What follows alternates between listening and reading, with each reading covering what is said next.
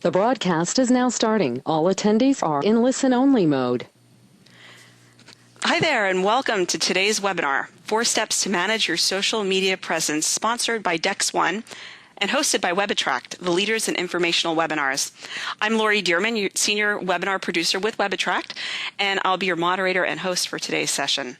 For those of you not familiar with DexOne, they offer solutions to build a powerful local presence for your business. Local marketing consultants can help simplify your marketing, create compelling messages, which can help you stand out from your competition and place you where your customers search when they're actively seeking to buy local. Online, offline, and mobile, DexOne can help connect your business with the right customers.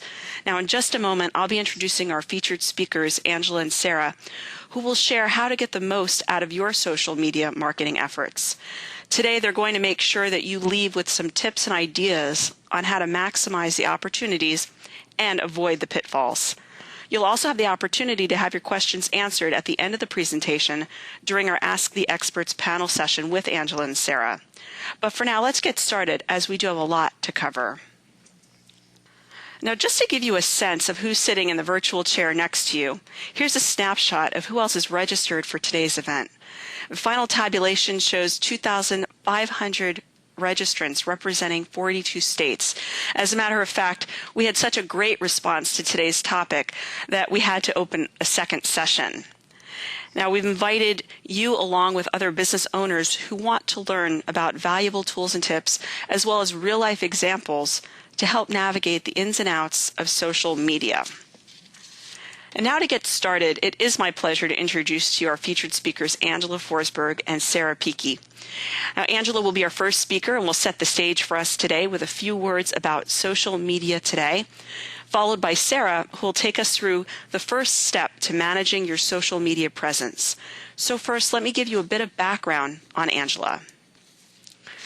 Angela has 12 years' experience in creating digital products that work for both consumers and clients.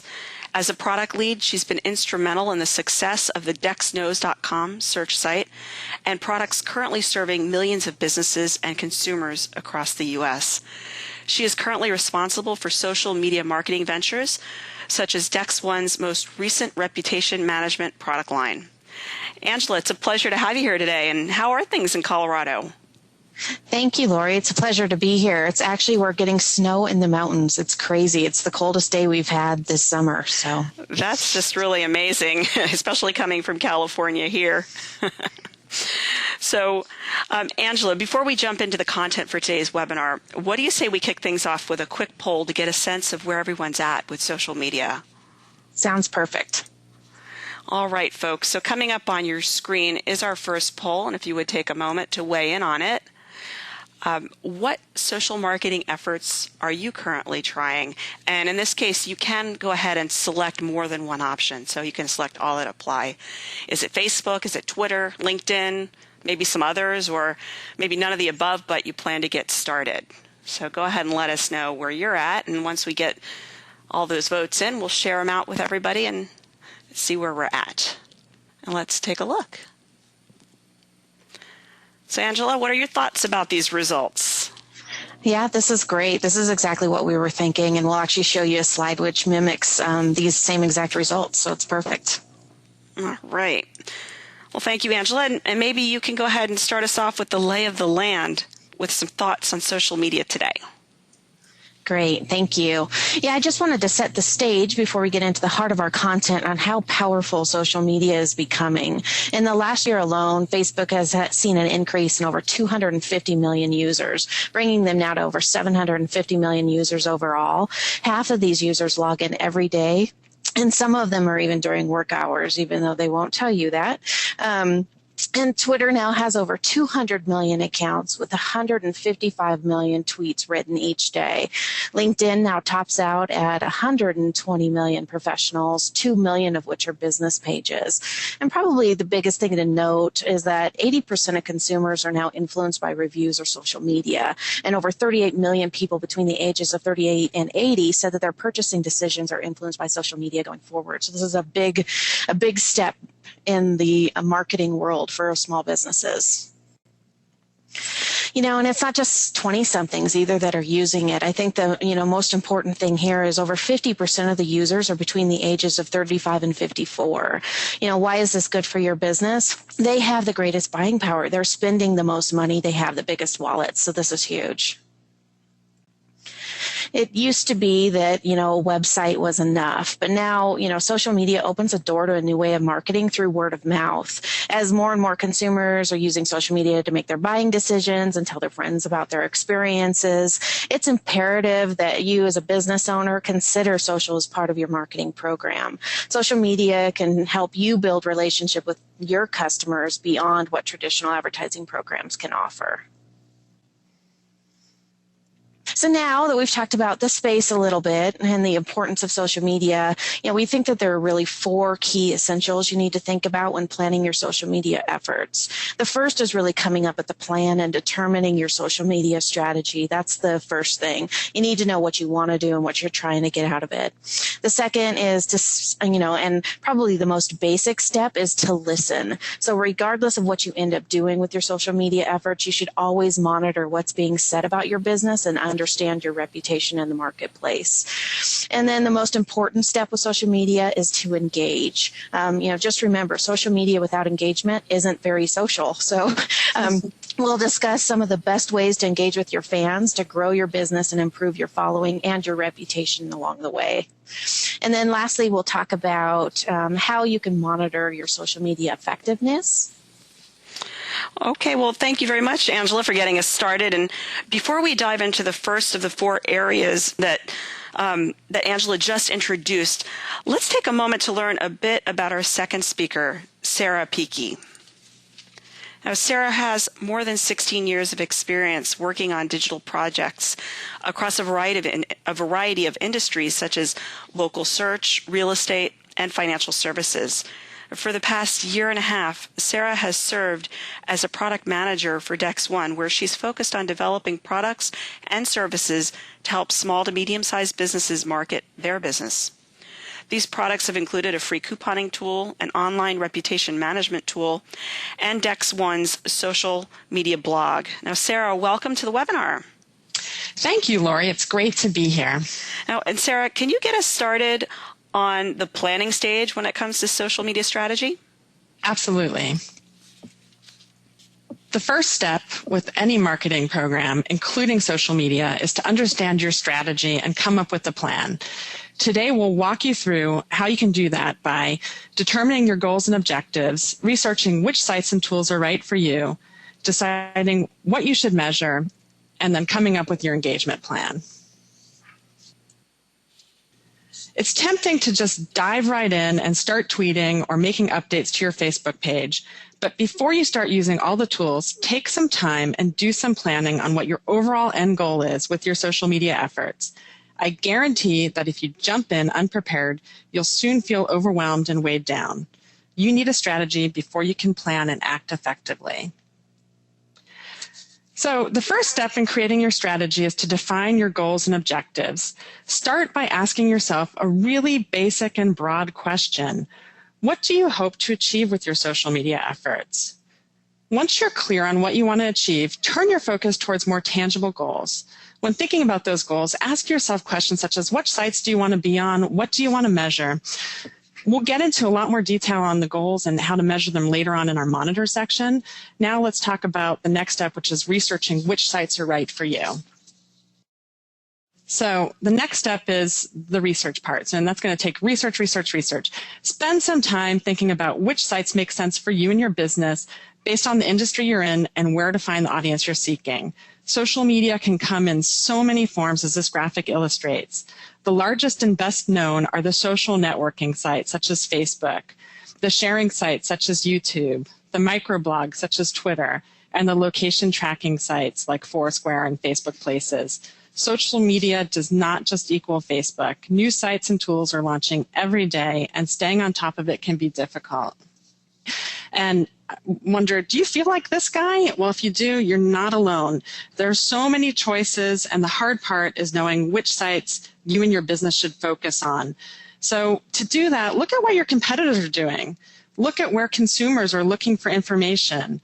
And and if you're not sure how to do that, you can use free tools such as socialmention.com or Google Alerts to search for competitors by name, as well as by keywords and topics that are relevant to you, so that you can listen to the conversation and where it's taking place. Next, let's look at what SMBs are doing today with social. So with over 750 million active users, it's no surprise that Facebook is at the top of the pack. And we can see that 63% of the folks on this webinar said that they were using Facebook. So next, before you set up your accounts, let's actually take a minute to talk about what you should do as a first step before you even set those up. So step one, find out if the name you want is available on all the sites you think you'll need. There are a few tools you can use to check for that. The one I like best is called noam.com.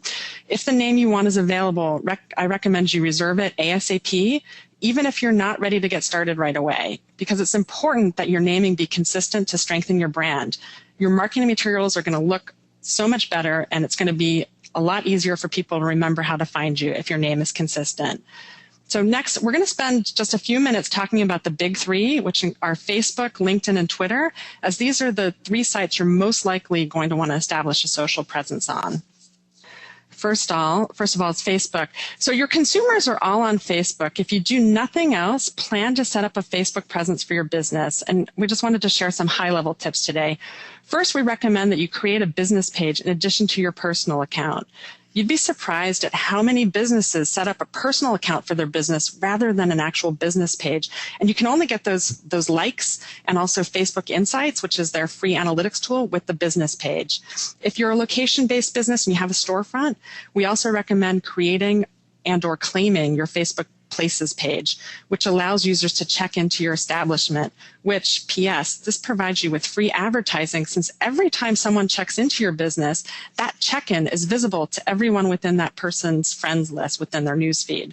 So be sure that you fill out the info page. A lot of businesses leave this blank. This is your profile content and what consumers want to see.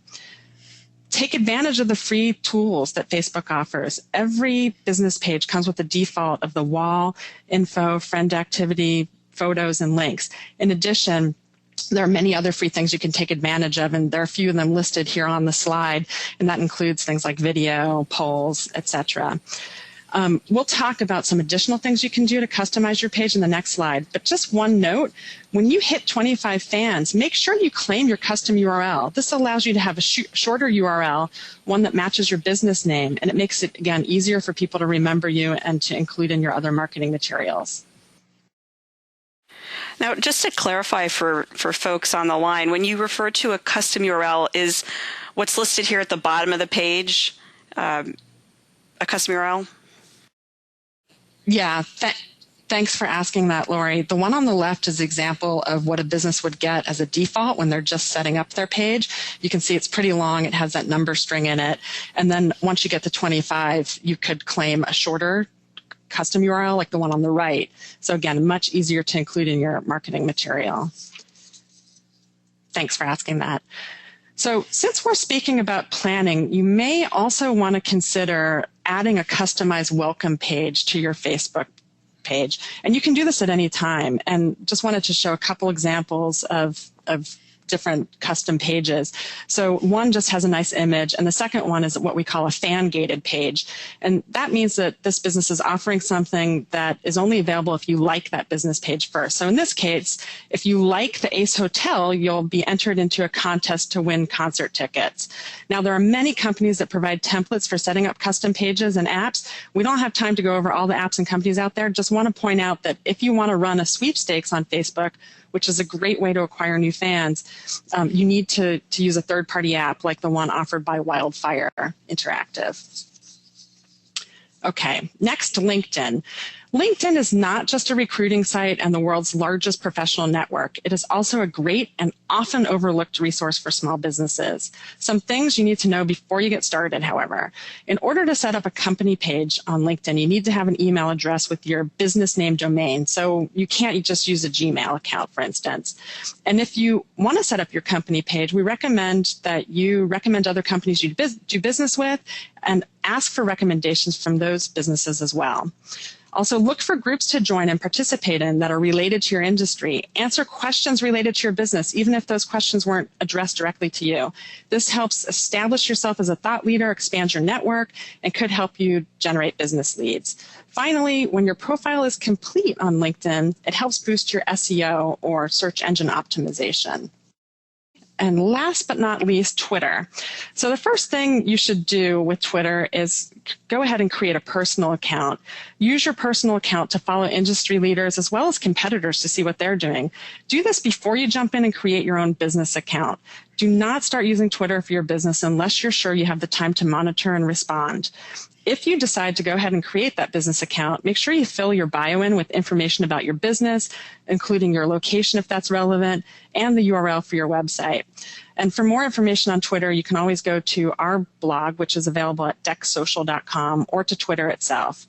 Now that we've talked about which sites you want to be on, let's talk about what metrics you'll want to measure. So when deciding what metrics to measure, make sure those metrics align with your goals. Start simple. Plan on measuring reach and reputation, engagement, and impact on sales. We'll get into a lot more detail in the monitoring section. Now that you've established your goals, thought about metrics, and chosen the sites that you want to be on, you need to write down your plan. This should include what will you share?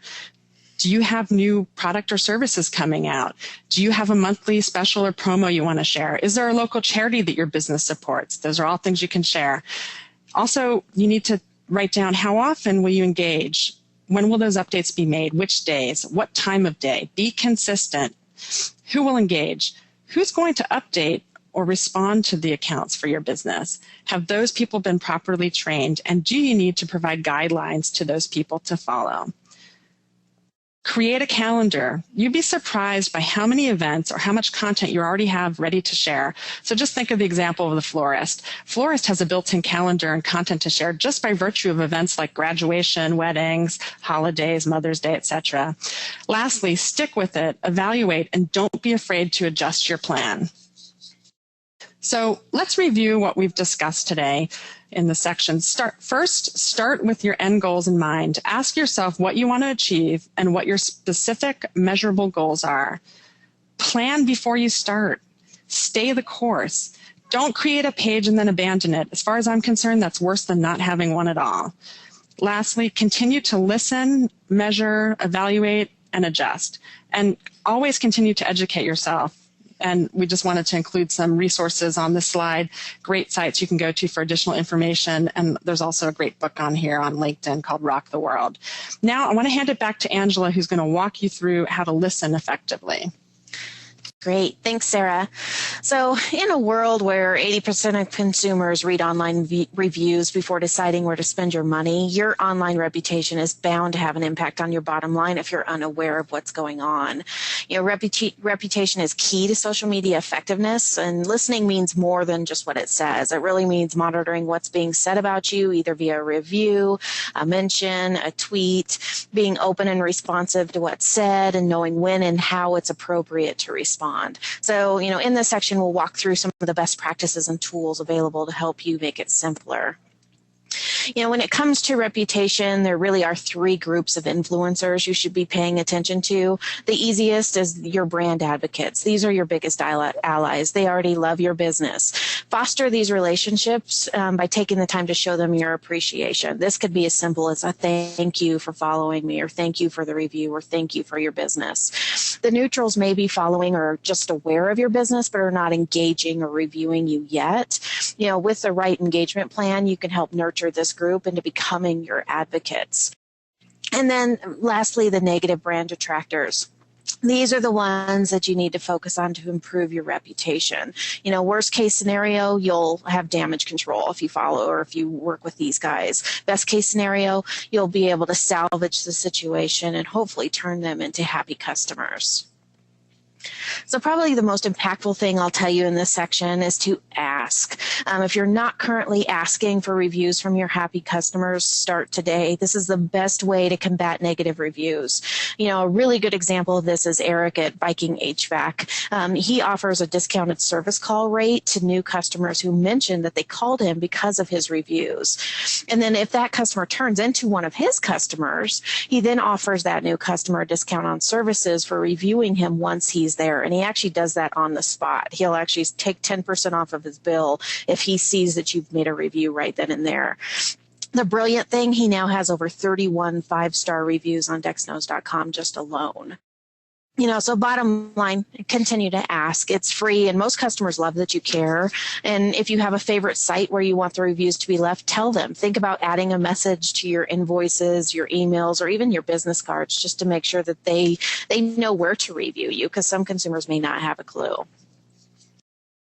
So now even the best businesses are vulnerable to negative reviews. If you do get them, try and follow these simple steps. So definitely stay calm. I know it can be kind of hard when it is a personal thing, when it's personal, it's your business. But try and stay calm. Always try to apologize. Even if you don't think that you did something wrong, apologize. It may stop the reviewer or the mention from going forward, and it'll tell everybody that's actually looking at that review that you care. And also know your limits. We'll go into on the next couple slides some ways for you to tell what those limits are, but know your limits. You won't be able to please everybody, and there's times when you won't want to respond. And then also, lastly, listen to the complaint. It may be truthful, as hard as it may be to hear. You could have a problem with an employee, one of your customer service people. Listening can always help you improve your business. Now, what not to do. Don't argue, threaten, or degrade the reviewer. I'll show you an example here in a second where the business owner did just that. Just remember, everybody can read these. You're responding to more than just that one user. You're responding to everybody that can read the review. And don't fake positive reviews. I know it might be tempting to have an aunt, an uncle, an employee, or somebody else write a review for you so that you can get positive reviews. They can look absolutely contrived if they're not real. So stay away from faking positive reviews. Don't bury negative reviews either. Negative reviews actually add legitimacy to your reviews. So like I said, if you're asking for positive reviews, the negative reviews won't seem so important because you've got so many positive reviews to take their place. And then lastly, don't delete negative reviews. Only truly malicious or threatening reviews should be taken down, and most of the sites where reviews can be left have a policy in place that will do that for you, so you don't have to worry about it. Now let's look at when it is right to respond. So when somebody is misstating the facts. So if they're talking about a dentist that's no longer a part of your practice or was never a part of your practice, go ahead and respond. Just put the facts out there. Sorry, this isn't my business. Hope you find the right person. And when you really did screw up, if something really did go wrong, just apologize. It happens. Everybody knows that you're human. And then when the reviewer is getting louder and you see that they have a large following, so if they just keep going and going and going and they won't stop reviewing you, apologize, tell them to take it offline, ask them to contact you directly. And then lastly, when you can salvage it. So hopefully based on the previous interaction you've had with the customer, whether or not your relationship is salvageable. This is your opportunity to do just that if you have that in mind. So now let's look at what not to do or when not to respond. So this can be a little more tricky. You have to kind of play this one as it comes in. But here are some best practices. So when the person is mad at the world, not you, if you can track their comments and they're all bad and they're bad about everybody, you can probably just let that one be. Chances are their followers are tired of hearing them complain and are not going to pay attention anymore anyway. The next one is when it'll do more harm than good. If you've had run-ins with this client and it just keeps going and going and going and there's nothing you can do to help this relationship, just walk away. And lastly, what I like to say is it's not Fight Club. It's your reputation on the line. If your hands are still shaking, walk away from the computer. I know that's kind of a simple thing to say, but if you're that mad, really just step away. Come back at a later time. Everyone can read your response, remember, and it's always best until you're calmed down. And give yourself a chance to read the comment in a new light. Now we're going to quickly show you some examples of the right and wrong ways to respond to a negative review. So in this first example, the business responded appropriately, apologized specifically for the concern that the client had, and you can see that in the green. The unfortunate part is they waited almost 2 weeks to respond. So kind of a rule of thumb is if you can respond within 24 hours, you're doing pretty good. And then here's a perfect example of what not to do.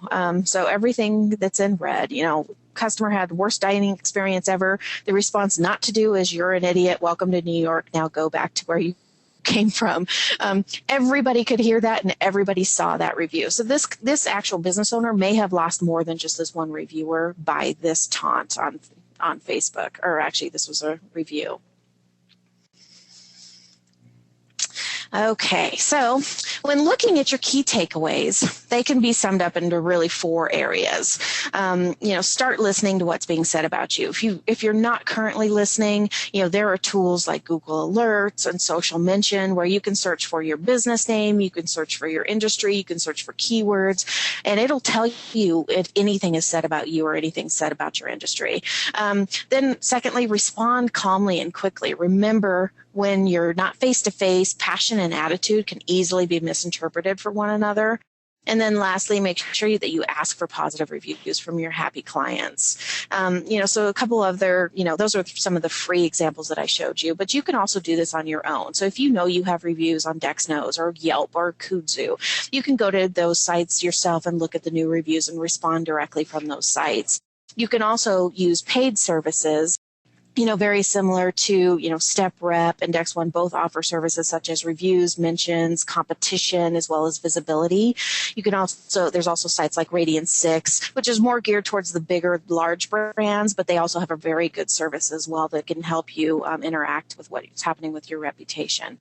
And lastly, if you follow the best practices I listed, I'm confident you can turn your reputation around on your own and gain business advocates in the process. So at this point, I'll pass it back over to Lori for a poll. Absolutely. So coming up on your screen, folks, is our second poll. And we would like to know how will you monitor your online reputation going forward? Monitor manually, monitor with a tool, monitor specifically on the sites that you advertise on, maybe no plan to monitor at all right now, or perhaps you're not sure and might like some help getting started from a DexOne consultant. So go ahead and let us know what you're planning to do based on what you've heard today and your experience as well. Let's take a look at that. Okay, it looks like we have about 41% of us monitoring manually, 29% monitoring with a tool, 11% just on the sites advertised on, 8% no plans currently, and 12% would like to get a little bit of help from a DexOne consultant. Any thoughts on that? No, I think it's great. I'm glad that, 41, or if you, count them together, I'm glad that you're currently monitoring your review. That's really the first key step. So great news. Absolutely. And for anyone who might have joined us late, we've gone through the first 2 essentials of social media, the planning and listening stages, and now we're going to go back to Sarah to talk to us about the important step of engaging and to share with us some of the do's and don'ts. Great. Thanks, Lori. So often business owners get really excited, they create their pages and then wonder, now what? They may not know what to share or how to get fans or followers, how to interact, or what types of campaigns to run. You don't have to be an expert communicator. That's the great news. You don't have to be one to be successful, but you do need to have a plan. Remember that from our strategy overview. And you need to understand ways in which you can better engage with your current fans as well as broaden your reach. We'll give you some tips on how to increase your base as well as some best practices for engagement. So one of the most pressing questions we hear from business owners is, how can I increase the number of fans and followers I have? Here are some tips. Start with your personal friends and connections. Leverage your personal Facebook account or Twitter account by asking your friends or followers to like your business pages. Ask your employees to do the same. Email everybody on your business email list. Run a promotion in-house. Sort of like me and then, give something away. Kind of think of the old business card jar idea. Create an award system for your customers. Run online promotional offers. Follow other people. They often follow you back. Join groups. Answer questions.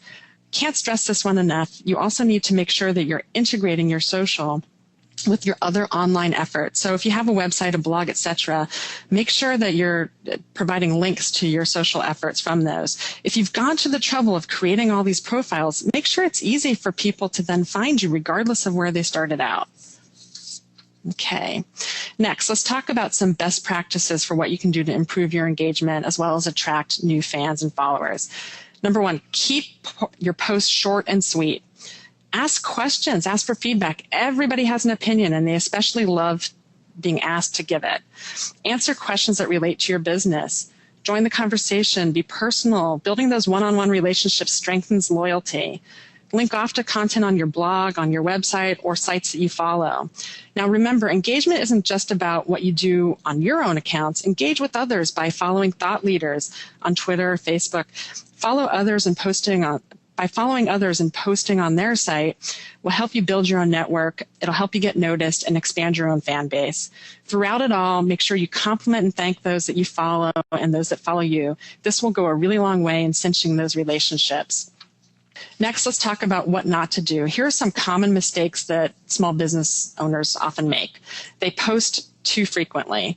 So on Facebook, this can cause fans to hide you or stop following you altogether. Many people recommend that businesses post no more than once a day, and I'd say even probably just a few times a week is fine. Posting more frequently on Twitter is okay due to the frequency with which information is updated. Now, also make sure you vary your content. I actually recently saw a business on Facebook who had literally posted the same offer for 12 weeks in a row. If this is all you heard from that business, would you still listen to them? I know I wouldn't. Now, and also don't excessively self-promote. Share information about your industry, your community, local charities, businesses you support.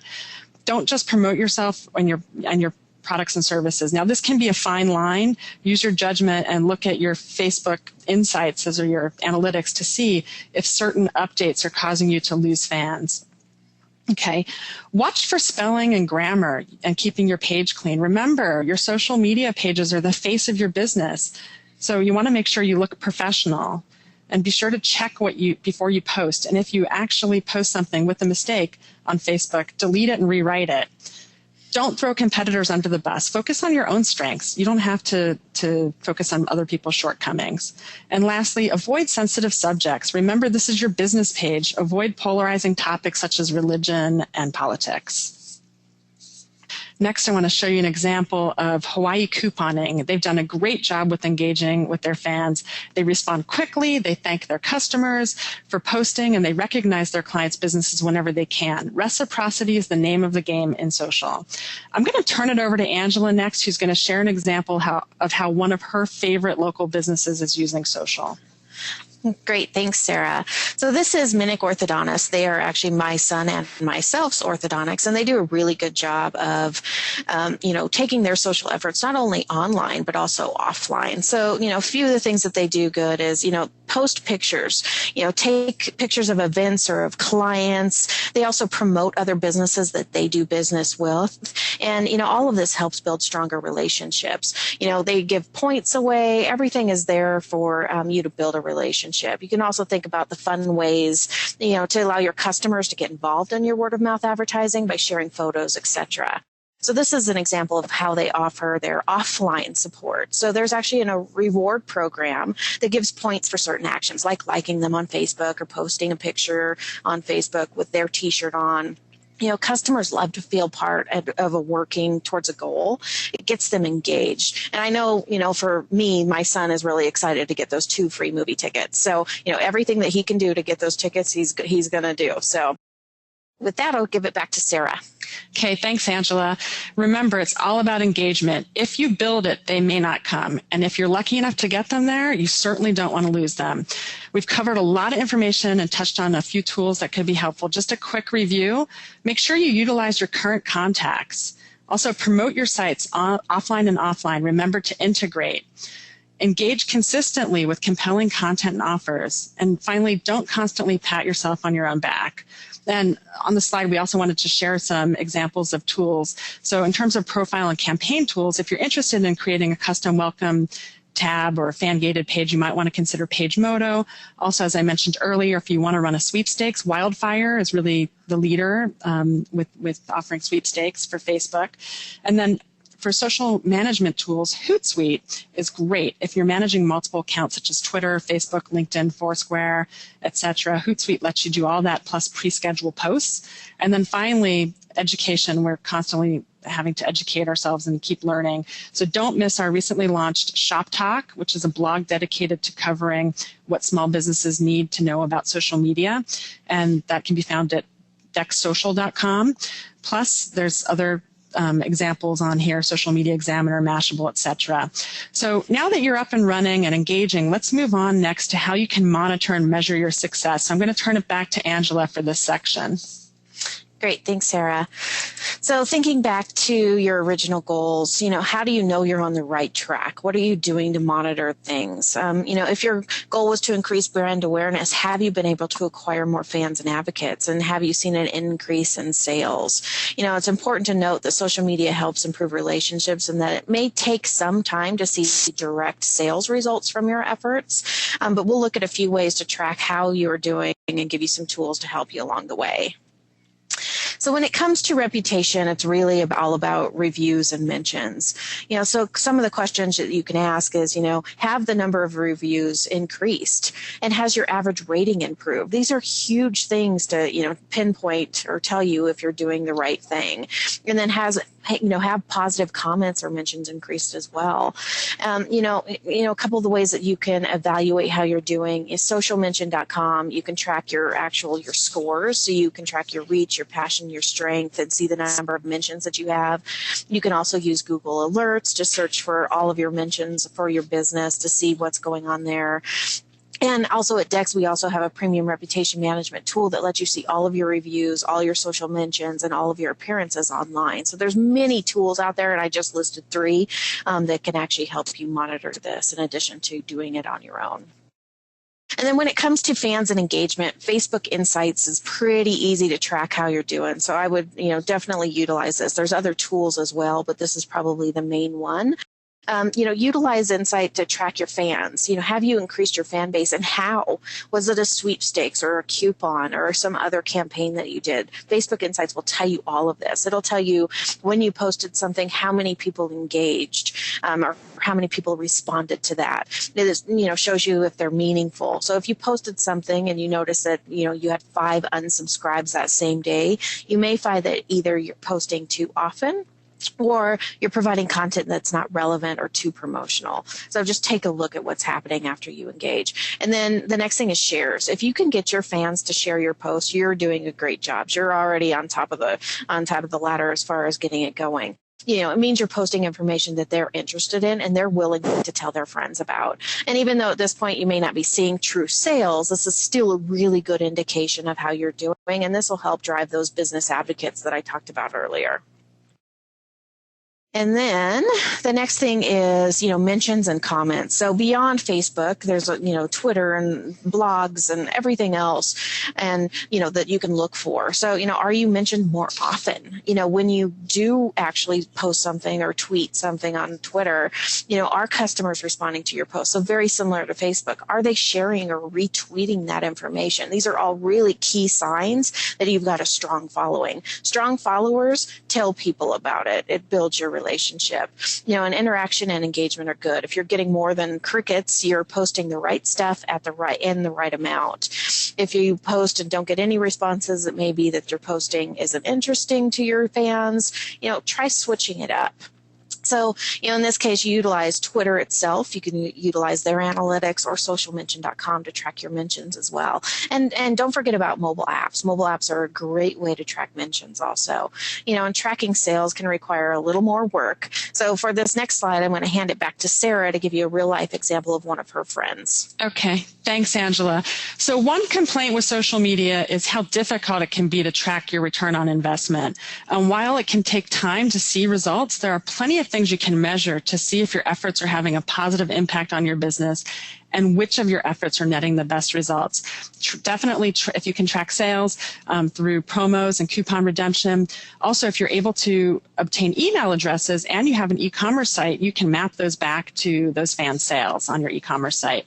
Remember that not all fans and followers will translate to sales immediately.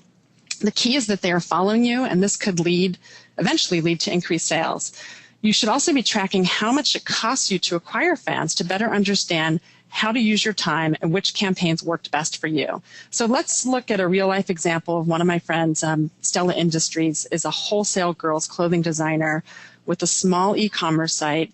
The bulk of her business is to small and large retailers across the U.S. Now, she started her social efforts in January, and she had the goal of expanding her fan base. When she started in January, she had 50 fans on Facebook, and now 9 months later, she has over 750. And she was able to acquire new fans by leveraging her network, which you can all do, as well as running Facebook ads and 2 sweepstakes. Through her first sweepstakes, she was able to increase her distribution list by 272. She also used special coupons that helped net her some new clients and additional e-commerce sales. While her e-commerce sales haven't increased dramatically, she expects this to grow over time. In the meantime, by watching and measuring, she knows that the sweepstakes has been a much more cost-effective way for her to gain fans rather than the coupons or the Facebook ads to help her grow her fan base. And just anecdotally, she's been told by consumers as well as by influential bloggers what a big difference it's made that she's active in social media. One blogger with a very big following is going to be doing a story about her this fall, and her product line was recently featured in this month's issue of Parenting Magazine. So she knows that her social presence has helped her with her PR, which will eventually help her really increase her sales. She also knows that this takes time. So like Stella, I encourage you to be patient, stay the course, keep monitoring and adjusting where you need to. Well, I think that's excellent advice, and we sure have covered a lot of ground today. And let me remind everyone that this webinar is being recorded so that we can all go back and review the great information that we shared today. Now, Angela, before we start addressing some of the great questions coming in from our audience, perhaps you can take a moment to sum it up for us all and leave folks with a few key resources for the next steps in social media. Yeah, sure thing. So I know we covered a lot today, and we literally probably could have had a separate webinar on each and every single one of these subjects. So hopefully we were able to leave you with some new ideas and steps to follow to continue your success. Social media requires your involvement, but the effort is definitely worth it. Starting out slow and getting the hang of it is always best, unless you have the resources to jump in full time, which is great. Here's a reminder of the top resources you can utilize.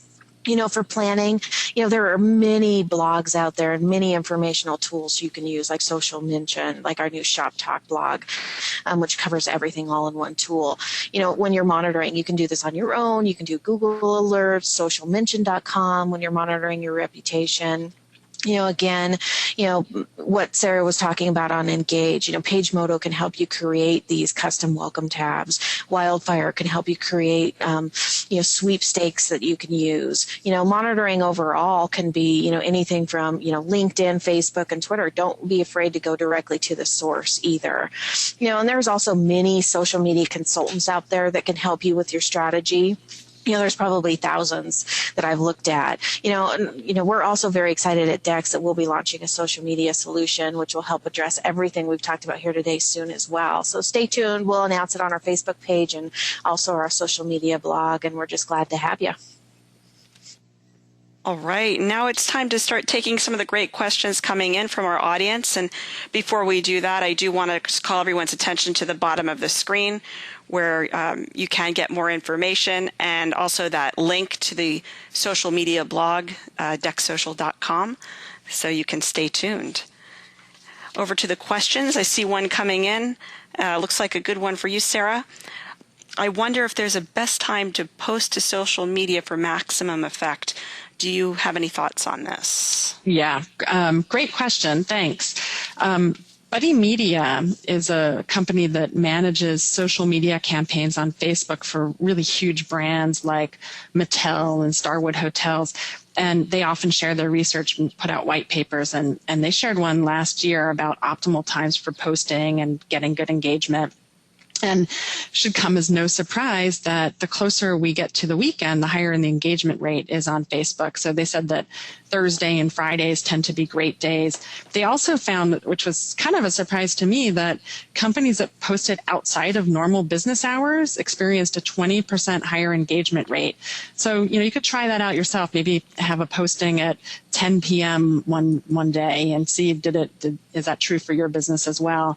And then the other thing they shared is that depending on what kind of industry you're in, there might be optimal days for you to post. So I remember they said that autos, the best day for the auto industry was to post on Sundays, and whereas travel was on Thursdays, which kind of makes sense. People are probably doing auto research on the weekend because it's so time consuming, and people are probably dreaming about going away on a Thursday. So their white papers are available for free. If you wanted to look into that in more detail, you could just go to their website. All right. Thank you. Next question here. Maybe good for you, Angela. How much time should I plan to spend managing my social presence? I know this is a very frequently asked one as well. Yeah, and I wish there was a magic number. The key is to be consistent and responsive. We've read one study that said that business owners felt they needed to spend about 6 hours a week on managing their social presence, which basically, if you work 6 days a week, it's about an hour a day, which is probably pretty good. I think most important, it's to making sure that your calendar and your posts and your events and stick with it. Making updates 2 to 3 times a week consistently is a good way to, really get that engagement going. What's most important is also posting frequently, is making sure that you monitor and, know what's happening with those posts. So if you're losing customers, again, like I said, make sure that you're changing it up, respond in a timely fashion, and be sure you have notifications turned on and that you're responding quickly. So the big key with, social and with anything is, if you get a new post, make sure that notification actually sends you an email or it sends you notification so that you're aware when new things happen so that you can address them right on the spot. All right. Now, I know we covered this during our presentation, but maybe we can recap. Sarah, maybe you can recap. Lacey in our audience would like a reminder on how to claim your custom URL. Sure, you can do that right through Facebook. I don't know the exact URL for claiming your URL, but I can look that up and get it to you, Lacey. But it's directly through Facebook. All right, perfect. And we have a question here for you, Angela, coming from Tracy. Are the reviews you just talked about reviews for Facebook or LinkedIn or Twitter or all? Actually, it's all. So, most reviews will actually come in from other review sites like Yelp, like Dex Knows, like City Search. Most reviews will actually come in on those sites, but reviews go beyond reviews. It's always about mentions as well. And as more and more people turn to Twitter and Facebook for customer service, it's really those also. So I would think it's all encompassing when I'm talking about monitoring your reputation. And one for you, Sarah, and this is from Connie. Is there a way to add our Facebook page to our Dex One online ad? Great question. Now, I don't know about which ad Connie's talking about, but one thing I do want to mention is that every Dex client has access to our account management system. You can go in there to see what's going on with your account, and you can also edit your business profile on Dex Knows that way.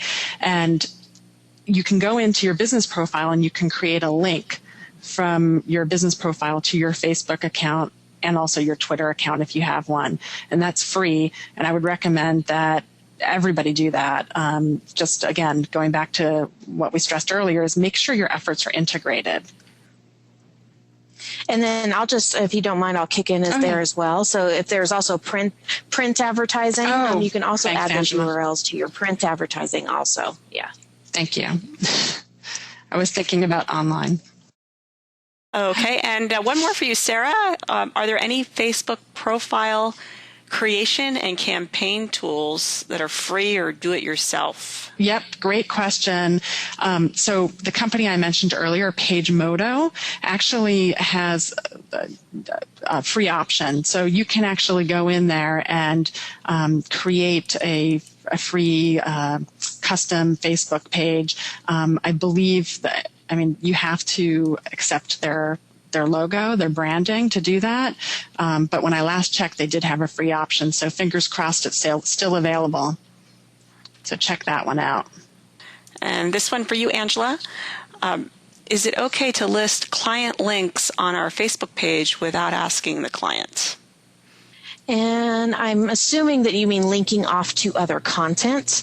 So hopefully I'm answering your question correctly. But yes, if you're just planning to link off to somebody's blog, for instance, or somebody's website, or somebody posted an article that you find very interesting and you want to link it to your post, absolutely. They would probably love the free advertising.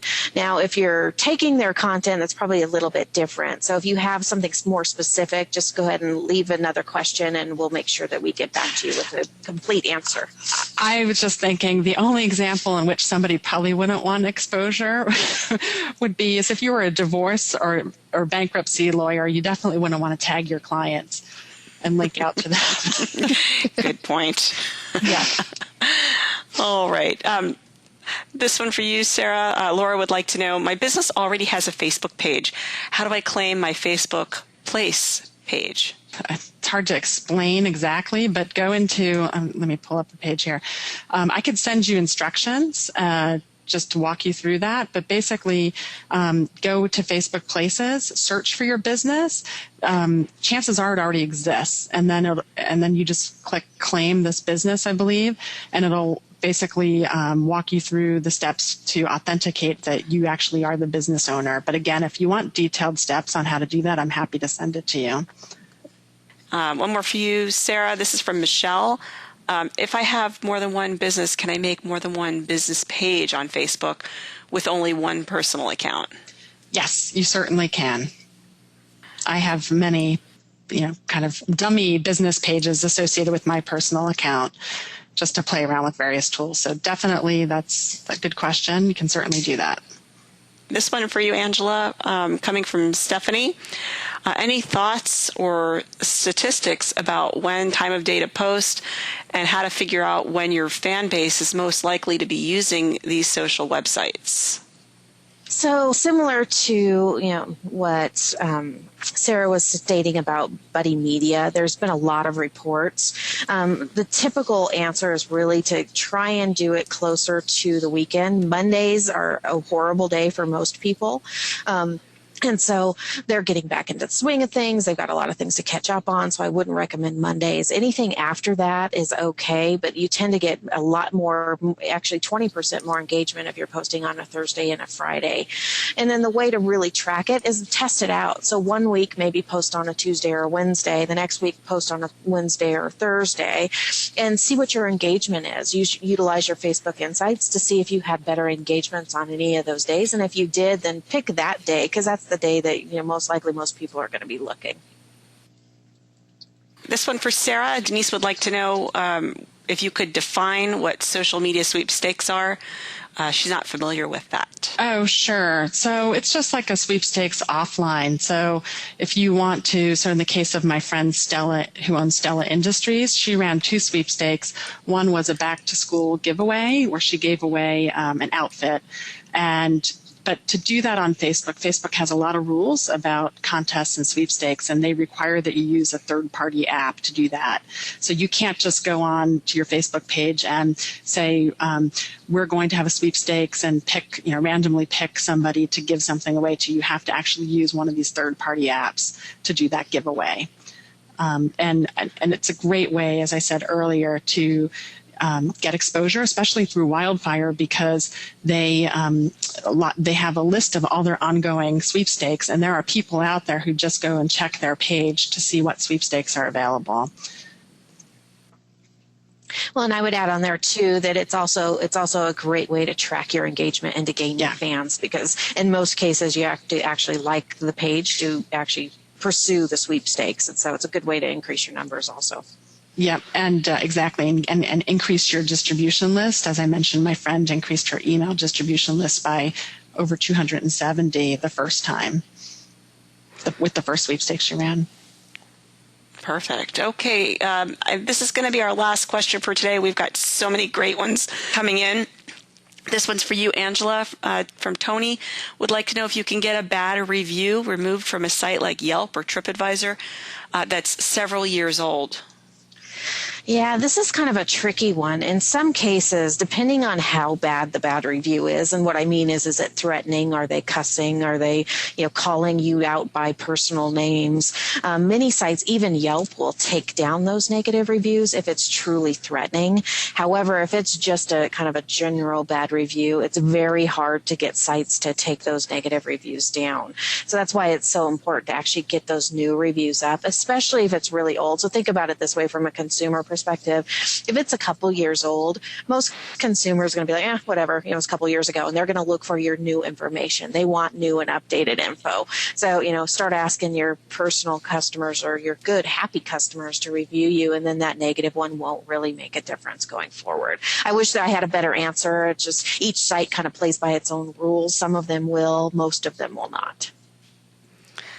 Well, thank you very much. And folks, we're at that time and want to thank each of you for joining us today and hope you found today's webinar of value and that you'll want to join us for future events.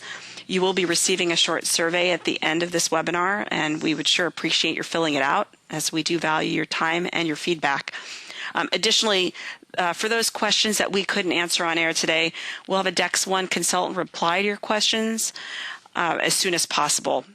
Note that a copy of today's recorded webcast will be made available as an on-demand viewing. Look out for that. You'll be receiving it in an email with a link to access that recording by early next week.